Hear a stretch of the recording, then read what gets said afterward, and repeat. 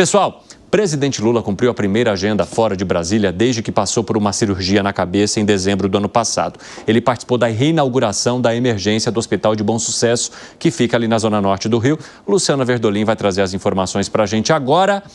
E Cláudio Castro, pelo jeito, não foi. Acabou tomando alfinetada também, hein, Luciana Verdolim? Está virando até uma tradição, né? O presidente Lula tem criticado muitos governadores, principalmente aqueles que fizeram críticas aos vetos do projeto de renegociação das dívidas dos estados. Hoje foi a vez dele criticar o governador do Rio de Janeiro, já tinha criticado aqui no Palácio do Planalto o governador de Minas, Romeu Zema. O presidente da República disse que convida todos os chefes, né, de estado no país quando vai a essas solenidades e deu a entender que considera uma desfeita quando as autoridades não participam dos eventos. A gente tem a declaração de Lula. Aliás, o governador foi convidado e não veio. Mas ele foi convidado. Porque, veja, eu não quero saber de que partido é o governador, não quero saber de que religião que ele é, não quero saber que time que ele torce.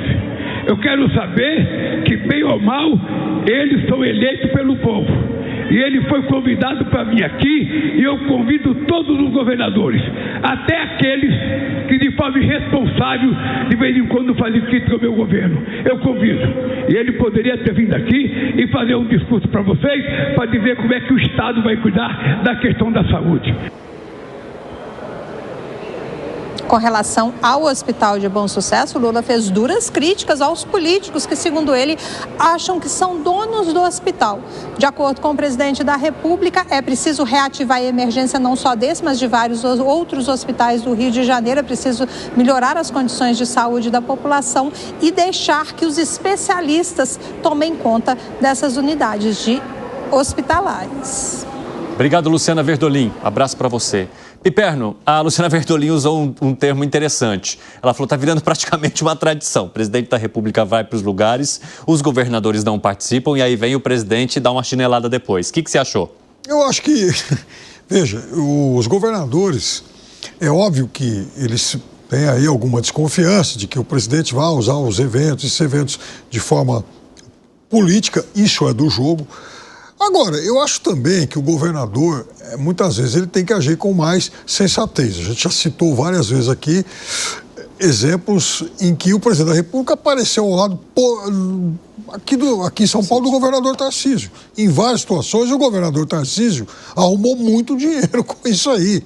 O BNDES, inclusive, é parceiro em muitas obras importantes, como o túnel Santos-Guarujá, como o trem Intercidades, expansão do metrô.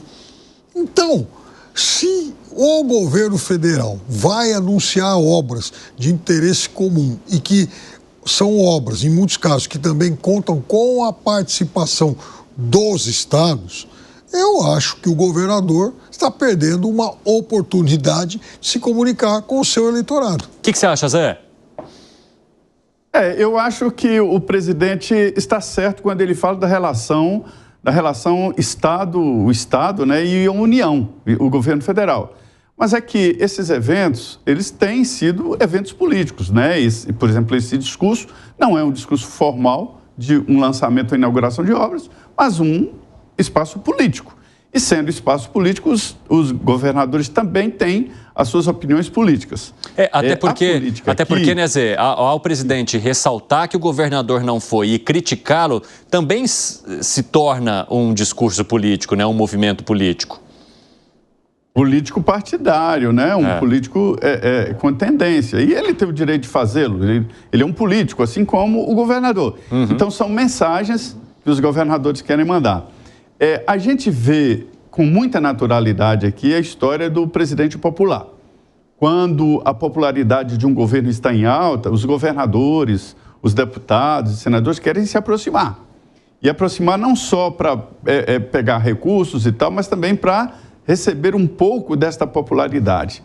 Era grande a fila de deputados e senadores querendo tirar foto e fazer vídeos com um presidente popular, quando o Lula no primeiro governo era, enfim, e ele tinha critérios para fazê-lo, né? Ele não fazia vídeos e nem fotografia com todos. E é natural que o processo político tenha essa transformação. A gente aprendeu aqui que governo não faz oposição ao governo, até porque a Constituição centraliza recursos e decisões na União. Mas só que agora a situação é meio complexa. Diante desta polaridade, o eleitor de cada governador tem uma opinião sobre esta proximidade com o governo federal e esta aproximação política. Então, se juridicamente, se, vamos dizer, o Sarney gostava de falar em liturgia do cargo, que é o governador e o presidente da República ter posicionamento oficial. Então, eu vejo com naturalidade que o governador, né, tenha esta opinião política de não se aproximar politicamente, e vejo com naturalidade que o presidente faça também essa ação política de criticar o governo. Então, são mensagens para os dois lados. É natural para você também, Zagarino?